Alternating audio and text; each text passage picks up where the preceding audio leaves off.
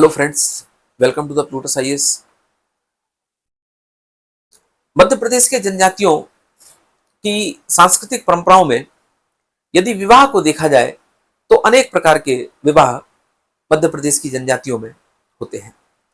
मध्य प्रदेश की सबसे बड़ी जनजाति भील है, उसके बाद गोंड जनजाति जो नर्मदा के दोनों किनारों में पाई जाती है, उसके बाद बैगा जो बालाघाट के आसपास के क्षेत्र में पाई जाती है, और उसके बाद कोल जनजाति जो शहडोल और उसके आसपास के क्षेत्र में पाई जाती है।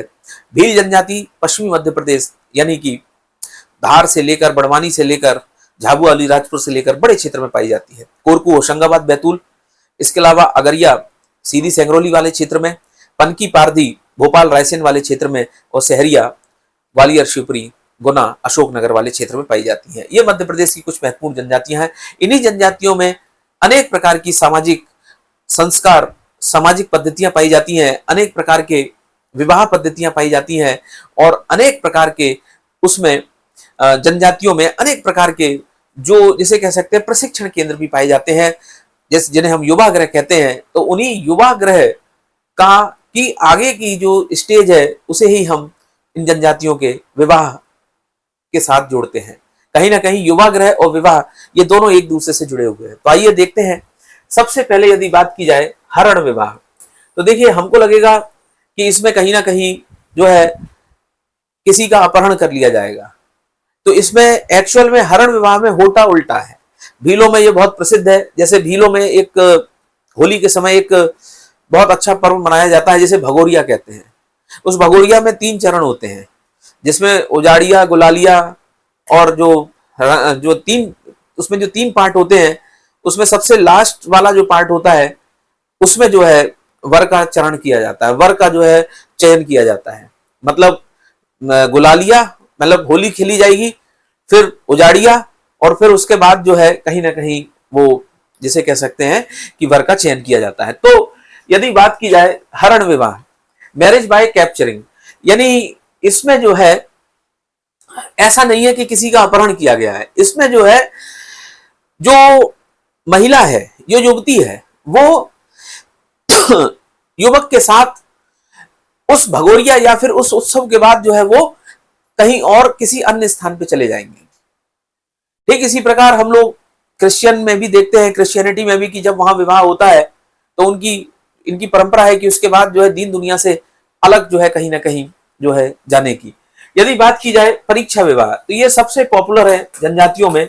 इसे कहा जाता है मैरिज बाय ट्रायल, यानी इसमें कई प्रकार की जो है आपको साहस का जो है अपना परीक्षण करना पड़ेगा। और वो साहस तीरंदाजी हो सकती है, वो भाला तलवारबाजी से लेकर युद्ध हो सकता है, मतलब जो है कैसे कह सकते हैं आपस में लड़ना हो सकता है, कुश्ती जिसे कह सकते हैं। और ये जो साहस परीक्षा होती है ये बहुत कॉमन है, क्योंकि जानवरों से ही जो है मनुष्य का समाज बना है। तो जानवरों में भी कहीं ना कहीं ये सारी चीजें देखी जाती हैं। यानी शक्ति परीक्षण में जो सबसे शक्तिशाली होगा कहीं ना कहीं वो विवाह के योग्य माना गया है। और मनुष्यों में भी यानी जनजातियों के समाज में भी लगभग इसी प्रकार की जो है पद्धति पाई जाती है। और भीलों में ये बहुत फेमस है, जिसमें कई प्रकार के जो है इसमें परीक्षण से गुजरना पड़ता है। साहस परीक्षा में वही है, या तो तीरंदाजी होगी, या भाला तलवार, या फिर अन्य प्रकार के कई प्रकार की जो है साहस परीक्षाओं में जो सफल हो जाएगा वो जो है विवाह के सबसे योग्य वर माना जाएगा। उसके बाद यदि बात की जाए प्रोविजन, यानी मैरिज बाय प्रोविजन, यानी परिवीक्षा विवाह, यानी इसका मतलब ये एक युवा गृह जैसी ही स्थिति है। यानी विवाह से पहले जो युवती है वो युवक को पहले परखेगी, युवक के को कहीं ना कहीं जांचेगी कि ये विवाह करने योग्य है भी या नहीं है। तो इसे कहा जाता है मैरिज बाय प्रोविजन, यानी कि विवाह से पहले जैसे एक प्रोविजन पीरियड होता है नौकरी में, जब सिलेक्ट हो जाते हैं तो फिर जब तक परमानेंट नहीं होते तब तक प्रोविजन होते हैं। प्रोविजन मतलब आप एक प्रकार से आप प्रशिक्षु हो, आप एक प्रकार से ट्रेनी हो, आप एक प्रकार से प्रशिक्षण के कार्य में आगे बढ़ रहे हो। तो मैरिज बाय जो प्रोविजन है इसमें विवाह से पूर्व जो है कहीं ना कहीं एक युवा गृह जैसी स्थिति है कि भाई विवाह से पूर्व जो है वो युवा गृह में या फिर किसी भी प्रकार से जो है एक युवती जो है वो युवक को अनेक प्रकार से अनेक माध्यमों से परखेगी। और यदि उसमें सफल होता है यदि उसमें युवक जो है सफल होता है तो फिर वो कहीं ना कहीं वो इस विवाह की ओर यानी परिवीक्षा विवाह की ओर वो आगे बढ़ जाएगा। यदि हम कुकी की बात करें मणिपुर में और निकोबार में, मध्य प्रदेश, छत्तीसगढ़ में भी कई जनजातियों में इस प्रकार के विवाह पाए जाते हैं, यानी विवाह से पहले पूर्व की परीक्षा। उसके बाद बात की जाए हठ विवाह, मैरिज बाय इंस्टीट्यूशन, यानी कि इसमें जो है ऐसा होता है कि युवक जो है और युवती, इसमें हम लोग इसमें उल्टा समझ, इसमें हम लोगों को ऐसा समझना है कि जनरली हमें यह समझ में आता है कि लड़का जो है वो लड़की को घर से उठा लाएगा, यानी लड़का जो है वो जबरदस्ती लड़की का अपहरण कर लेगा, लेकिन इसका होता उल्टा है। यानी जो मैरिज बाय इंस्टीट्यूशन होता है ये छोटा नागपुर के पठार और छत्तीसगढ़ तमाम प्रकार की जनजातियों में पाया जाता है। यानी मैरिज बाय इंस्टीट्यूशन में दरअसल होता क्या है, युवती जो है वो जबरदस्ती लड़के के घर में घुस जाती है, युवती जो है वो जो है लड़के का एक प्रकार से अपहरण कर लेती है। जबकि हमें लगता है, इसको पढ़कर हमें लगता है कि लड़का युवक युवती का अपहरण करेगा या युवक युवती के घर में घुस जाएगा या उसको जो है कहीं ना कहीं उठा के या भगा के ले जाएगा, नहीं, इसमें युवती युवक के घर में घुस जाती है और कहीं ना कहीं जो है हो है, बिरहोर है, उराव है, मुंडा, यानी वही छोटा नागपुर का पठार और छत्तीसगढ़ वाले क्षेत्र में इस प्रकार की वैवाहिक पद्धति पाई जाती है, जिसे हठ विवाह कहते हैं, जिसे मैरिज बाय इंस्टीट्यूशन कहते हैं। हठ का मतलब ही होता है जबरदस्ती, यानी युवती जो है वो युवक के घर में जो है कहीं ना कहीं वो जबरदस्ती चली जाती है। उसके बाद यदि बात की जाए सह पलायन, यह सह पलायन जो है भीलों में पाया जाता है और वही मैंने कहा भगोरिया जो पर्व होता है जो होली के समय कहीं ना कहीं मनाया जाता है, तो उसके जो 3 पार्ट होते हैं, यानी पहले दिन गुलालिया होता है, एक दूसरे को गुलाल लगाते हैं, फिर उसके बाद जो है वो तमाम प्रकार के जो उत्सव होते हैं, समारोह होते हैं, वो होते हैं, फिर उसके बाद लास्ट होता है उजाड़िया।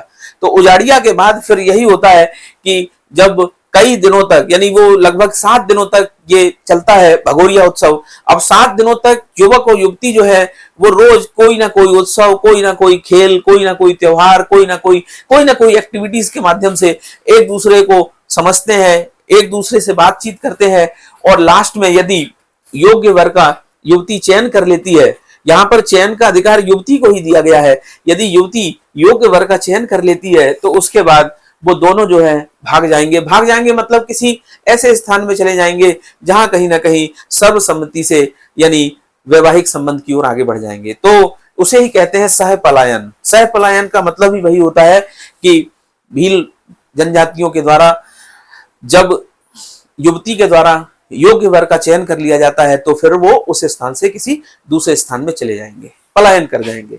उसके बाद यदि बात की जाए तो ये बड़ा फेमस है छोटा नागपुर के पठार वाले क्षेत्र में, झारखंड वाले, marriage by payment for the bride, यानी यदि कहा जाए तो वधु मूल्य देना पड़ता है और वधु मूल्य जो है वो चुकाना पड़ता है लड़के वालों को।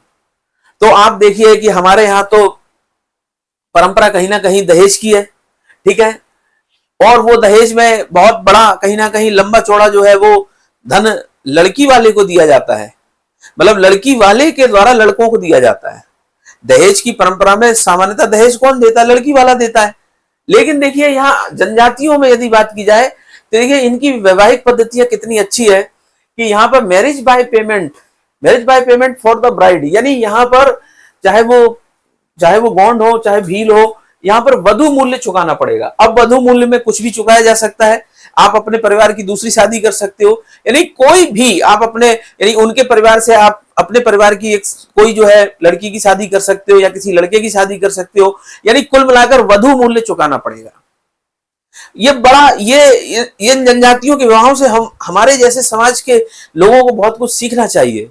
आप देखिए हमारा समाज कैसा होता जा रहा है, घोर लालची, यानी बिना दहेज के कहीं ना कहीं शादी संभव नहीं हो सकती। जबकि आप देखिए जनजातियों के समाज में कितनी अच्छी पद्धतियां हैं। उसके बाद सेवा विवाह, सेवा का मतलब वही है कि पहले जो है जो लड़का है वो लड़की के घर जाकर कुछ दिन जो है वहां पर सेवा करेगा, खाना बनाएगा, झाड़ू पोंछा, मतलब कुल मिलाकर जो है वहां पर उनके जो है सामान्य काम काज करेगा, खाना बनाएगा, घर के काम करेगा, झाड़ू इत्यादि वाले काम भी करेगा, सेवा के काम करेगा। खेतों में काम करेगा, अन्य जो है क्षेत्रों में काम करेगा।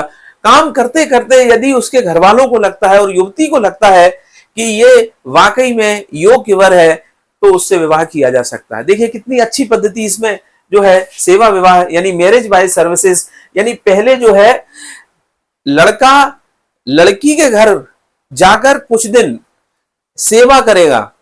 अब आप समझ सकते हो सेवा करेगा का मतलब वो वहां पर जाकर क्या करेगा, कुछ दिन जो है वो वहां पर जाकर अनुचर का कार्य करेगा, कुछ दिन वो वहां पर जाकर पूरे कार्य करेगा, यानी जैसे खाना बनाने से लेकर तमाम प्रकार के, और उसी एक्टिविटीज में उसकी परीक्षा, उसकी जांच की जाएगी, और यदि ये लगेगा युवती को या युवती के घर वालों की कि हाँ ये योग्य वर है, तो उससे विवाह कर दिया जाएगा। तो मुझे लगता है कि हमारे शहरी और योग्य समाजों को कहीं ना कहीं, जिसे तथाकथित हम सबसे ज्यादा आधुनिक मॉडर्न समाज कहते हैं, उनको इन जनजातियों के विवाह से बहुत कुछ सीखना चाहिए।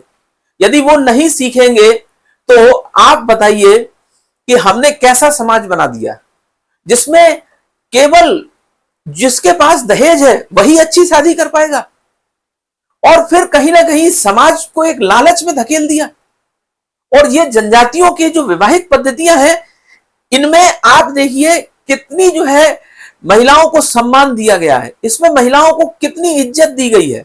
यानी लड़का पहले लड़की के घर जाकर सेवा करेगा, वहां पर अनुचर का कार्य करेगा, उनके घर के कामों में हाथ बटाएगा, और उसी प्रक्रिया के दौरान यदि वो पास हो जाता है, सब कुछ ठीक रहता है, तो फिर कहीं ना कहीं उसे विवाह योग्य वर माना जाएगा।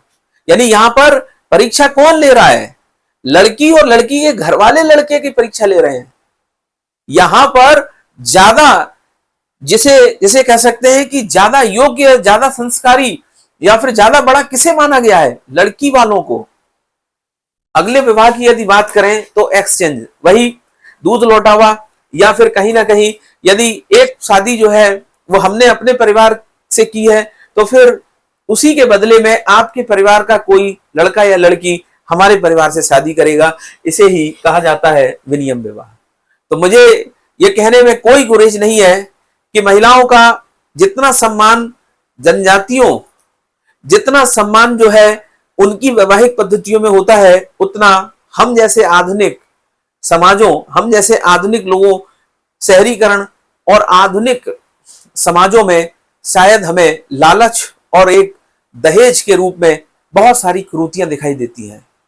जबकि जो जनजातीय समाज की जो पद्धति है वो एक प्रकार से प्रकृति से निकली हुई है, और उसमें कहीं पर भी महिला के सम्मान को कम या ज्यादा करके नहीं देख सकते हैं। यानी वहां पर हमको महिलाओं का सम्मान ज्यादा ही दिखता है। तो मेरा प्रश्न आप लोगों से सिर्फ इतना ही है, बताइए कौन ज्यादा संस्कारी है, कौन ज्यादा समझदार है, और कौन इस समाज में आगे है, जनजातियों का समाज या फिर आधुनिक शिक्षित तथा कथित लिटरेट शहरी वर्ग वाला समाज? कमेंट बॉक्स में उत्तर दीजिए। मिलते हैं एक बार फिर नई क्लास में। बहुत बहुत धन्यवाद।